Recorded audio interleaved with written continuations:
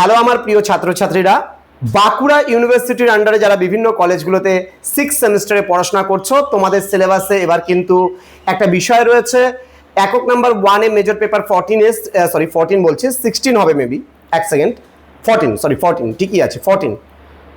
তো সেই 14 একটা তোমাদের কবিতা রয়েছে, শ্রেষ্ঠ কবিতা জীবনানন্দ দাশের আকাশলীনা।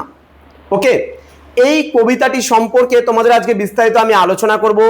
জীবনানন্দ দাশ রচিত আকাশলীনা কবিতাটি, ঠিক আছে। ক্লাসটি শুরু করার পূর্বে তোমাদেরকে বলে রাখি, যারা এখনো পর্যন্ত আমাদের চ্যানেলটিকে সাবস্ক্রাইব করনি তারা অবশ্যই আমাদের চ্যানেলটিকে সাবস্ক্রাইব করে পাশে থাকা বেল আইকন অল প্রেস করে দেবে, যাতে নেক্সট টাইম থেকে কোনো ভিডিও আপলোড করলে তার নোটিফিকেশনটা তুমি সবার আগে পেতে পারো। এছাড়া যারা ভাবছো যে অনলাইনে আমাদের ক্লাস জয়েন করবে তারা অবশ্যই যোগাযোগ করো আমাদেরই অফিসিয়াল নাম্বার 6295916282 এবং 7076398606 নাম্বারে। তোমাদের টোটাল কোর্স ফি রয়েছে 1199 টাকা, কিন্তু এখন আমরা কিন্তু সেটাও নিচ্ছি না। পুরো কোর্সটা পাচ্ছ তোমরা সম্পূর্ণ বিনামূল্যে, মাত্র 99 টাকা দিয়ে রেজিস্ট্রেশন করলে তোমাদের কোর্সটা ফ্রিতে পেয়ে যাচ্ছ। তো দেরি না করে আজই যোগাযোগ করো আমাদের ক্লাসটিতে। চলো শুরু করছি আজকের ক্লাসটি। ওকে, তো এখানে যে বিষয়টা তোমাদের থাকছে সেটা কিন্তু আকাশলীনা। তো এই বিষয়টা আলোচনা করার আগে আমরা একটু কবি পরিচিতি সম্পর্কে অবগত হয়ে নেব। তো আজকের আলোচনার বিষয় হচ্ছে আকাশলীনা। ক্লিয়ার? দেখো, তো প্রথমত আকাশলীনা কবিতাটির রচয়িতা হচ্ছে জীবনানন্দ দাশ। এই কবিতাটিতে কবি জীবনানন্দ দাশ একজন বাঙালি প্রসিদ্ধ বিজ্ঞানী, শিক্ষাবিদ, দার্শনিক এবং একজন রাষ্ট্রবিদ্যার গুরুত্বপূর্ণ ছাত্র কিন্তু তিনি ছিলেন। তিনি 1926 খ্রিস্টাব্দে বর্তমান বাংলাদেশের বরিশালে বেঙ্গল প্রেসিডেন্সি এবং ব্রিটিশ ভারতে কিন্তু জন্মগ্রহণ করেছেন। তার পিতার নাম ছিল সত্যেন্দ্রনাথ দাশগুপ্ত এবং মাতা কুসুম কুমারী দাস।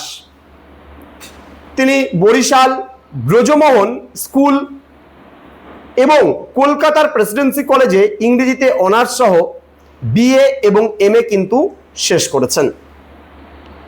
তার বেশ কয়েকটি উল্লেখযোগ্য কাব্যগ্রন্থের মধ্যে ঝরা পালক, ধূসর পাণ্ডুলিপি, বনলতা সেন, রূপসী বাংলা, মহাপৃথিবী, এই সমস্ত কবিতাগুলোর কাব্যগ্রন্থগুলোর কথা আমরা বলতে পারি। 1954 খ্রিস্টাব্দের স্বাধীন ভারতবর্ষে 22 অক্টোবরে কলকাতাতে তিনি মারা গিয়েছেন। তো এবার তোমাদের সঙ্গে আলোচনা করব বিস্তারিত কবিতাটি। দেখো, জীবনানন্দ দাশের আকাশলীনা বাংলা সাহিত্যের অন্যতম একটি জনপ্রিয় এবং শ্রেষ্ঠ প্রেমের কবিতা। কিন্তু এই কবিতাটি মূলত রোমান্টিকতা, বিচ্ছেদ, ঈর্ষা এবং বিষণ্ণতার এক অপূর্ব সংমিশ্রণ। কবিতাটির প্রতিটা স্তবকে এক সুন্দর আকুতি বা নিষেধ, কবিতার প্রেমিকার ফিরে আসার আহ্বান, বিমূর্ত যন্ত্রণা, তার শূন্যতা, এই সমস্ত জিনিসগুলো কিন্তু ধরা পড়েছে এই কবিতায়। তো আমি ধীরে ধীরে এই কবিতা সম্পর্কে তোমাদের সঙ্গে আজকে আলোচনা করব। তো কবিতার আকাশলীনা কবিতাটির প্রথমেই বলেছে, সুরঞ্জনা ওইখানে যেও না কো তুমি, বলো না কো কথা, ওই যুবকের সাথে ফিরে এসো সুরঞ্জনা, নক্ষত্রে রূপালী আগুন ভরা রাতে। এবার দেখবা যে আমাদের যদি কেউ প্রেমিকা থাকে, মানে গার্লফ্রেন্ড থাকে, আমরা কি করি, যদি অন্য কোনো ছেলের সঙ্গে দেখি আমার গার্লফ্রেন্ডটা গল্প করছে, আমাদের কিন্তু খুব রাগ ওঠে, পেলে পারে মনে হয় ওকে মেরেই ফেলবো গলা টিপে, এই ধরনের মানসিকতা কিন্তু থাকে। তাহলে কবি জীবনানন্দ দাশ তার প্রেমিকাকে বলবো না, এই কবিতায় মানে প্রেমিকা প্রসঙ্গে যেই কথাটা তুলে ধরেছেন, প্রথমেই তিনি আকুতি করেছেন যে সুরঞ্জনাকে কি বলছে, অন্য পুরুষের কাছে যেতে নিষেধ করেছেন, মিশতে নিষেধ করেছেন, কথা বলতে নিষেধ করেছেন। বলছে বলো না কথা ওই যুবকের সাথে। এই যে কথাটা বলছে যে সুরঞ্জনা ওইখানে যেও না কো তুমি, মানে সেখানে যেও না, কোনখানে যেও না, বলো না কথা তুমি ওই যুবকের সাথে। বলছে ওই যে ছেলেটা আছে ওই ছেলেটার সাথে তুমি কথা বলো না। তাহলে এখানে কবির মনের মধ্যে কাজ করা এক ধরনের শাশ্বত অধিকারবোধ বা ঈর্ষা ফুটে উঠেছে। দেখো, আমরা আমাদের প্রিয়তমা, আমরা আমাদের ভালোবাসার মানুষকে এতটাই ভালোবাসি যে তাকে শুধুমাত্র আমাদের কাছেই আমরা রাখতে চাই, আমাদের কাছেই আমরা পেতে চাই। আমরা কিন্তু তাকে অন্য কারোর সাথে কিন্তু দেখতে পারি না। অন্য কারোর সাথে দেখলে আমাদের খুব রাগ উঠে, জেলাস ফিল হয়। তো সেই কথাটাই কিন্তু কবি এখানে বোঝাতে চেয়েছেন। বলছে ফিরে এসো সুরঞ্জনা, অর্থাৎ তিনি সুরঞ্জনাকে রিকোয়েস্ট করেছে ফিরে আসার জন্য তার কাছে। ওখানে যেও না, ওই যুগের সাথে কথা বলো না। নক্ষত্রে রূপালী আগুন ভরা রাতে, অর্থাৎ এখানে তিনি সুরঞ্জনাকে সেই নক্ষত্রের রূপালী আগুন ভরা রাতে অর্থাৎ এক মায়াবী পরিবেশে ফিরে আসতে বলেছেন, যে এখন এই সময়টাতে তুমি আমার কাছে ফিরে আসো। এই রূপালী আগুন যেমন সুন্দর, তেমনি এর মধ্যে দহনের এক সংকেতও কিন্তু রয়েছে। এবার পরবর্তী প্যারাগ্রাফে বলছে ফিরে এসো এই মাঠে ঢেউয়ে, ফিরে এসো হৃদয়ে আমার, দূর থেকে দূরে, আরো দূরে যুবকের সাথে তুমি যেও না কো আর।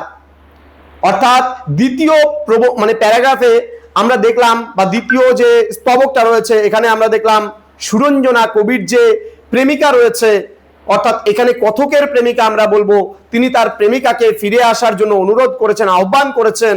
বলছে কবি সুরঞ্জনাকে ফিরে আসতে বলেছেন, এবং কোথায় ফিরে আসতে বলেছেন? বলছে ফিরে এসো এই মাঠে ঢেউয়ে, ফিরে এসো হৃদয়ে আমার। অর্থাৎ মাঠ এবং ঢেউ, প্রকৃতির এই উপাদানগুলো জীবনানন্দ দাশের কবিতায় স্থিরতা এবং গতির কিন্তু প্রতীক।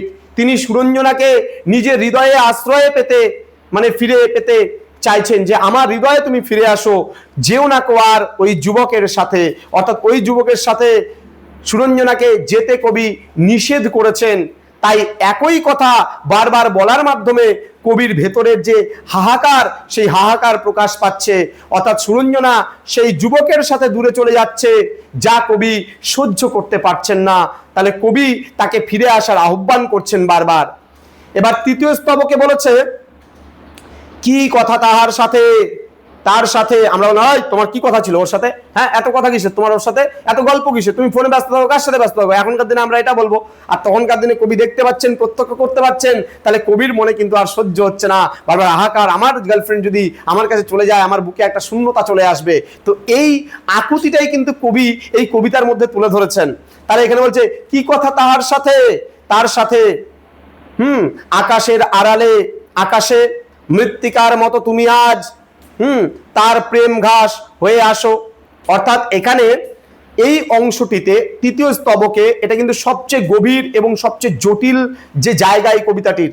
বলছে কি কথা তার সাথে, অর্থাৎ আমরা বললাম যে আমাদের গার্লফ্রেন্ডকে বা আমাদের যে প্রেমিকা আছে সেই প্রেমিকাকে অন্য কারোর সাথে যদি গল্প করতে দেখি, কথা বলতে দেখি, আমাদের মনের মধ্যে একটা হিংসা জাগে, আমাদের মনের মধ্যে একটা রাগ, একটা আকুতি জাগে।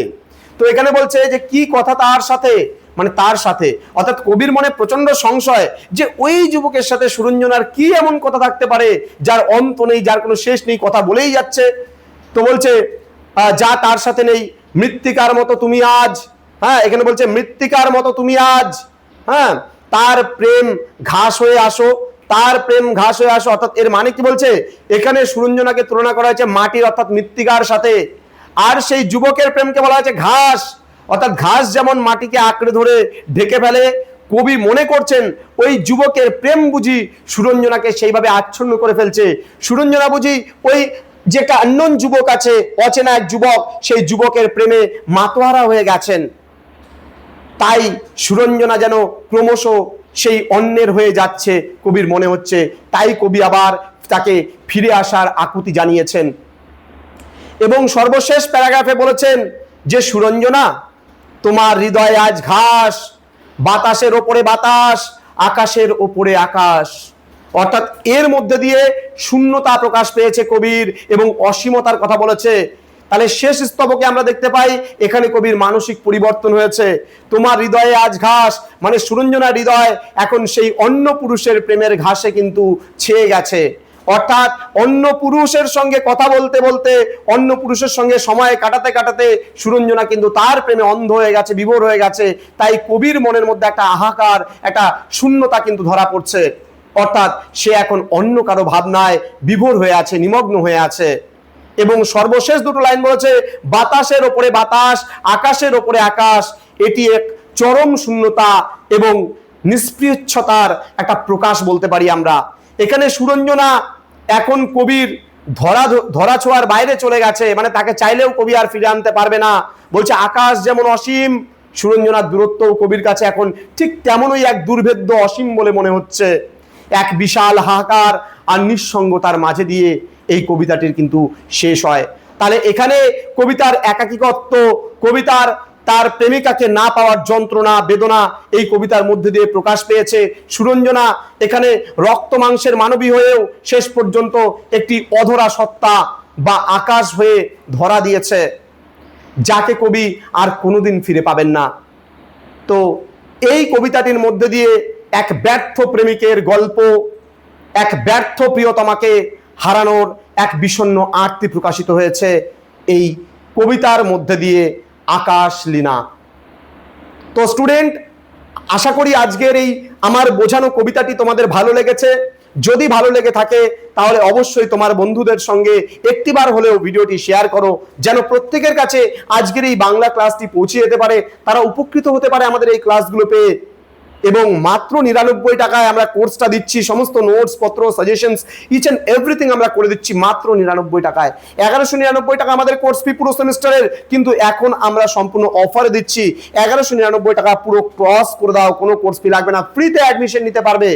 এই যে চেঁচিয়ে চেঁচিয়ে এই যে পড়াচ্ছি কষ্ট করে, ভাববে এটাই তোমাদের ট্রাস্ট, এটাই তোমাদের বিশ্বাস। 99 রুপিস একটা বার্গারের থেকেও কম মূল্যে তোমরা আমাদের কাছে নোটসগুলো পাচ্ছ, কোর্স করতে পারছো। সুতরাং তোমার বন্ধুকেও বিষয়টি জানিয়ে দাও। জ্ঞানজ্যোতি কোচিং সেন্টার একটা অফার দিয়েছে, মাত্র 100 জন স্টুডেন্টকে 99 রুপিস রেজিস্ট্রেশনের বিনিময়ে তোমাদেরকে পড়াবে। আমাদের বিভিন্ন স্যার ম্যামরা তোমাদেরকে পড়াবে মাত্র 99-এ। তো ভিডিওটি শেয়ার করে দাও প্রচুর পরিমাণে। দেখা হচ্ছে খুব তাড়াতাড়ি আরো একটা নতুন ক্লাস নিয়ে তোমাদের সঙ্গে। তোমরা প্রত্যেকেই ভালো থেকো, সুস্থ থেকো। Thank you so much. Thanks for watching. After all, thank you.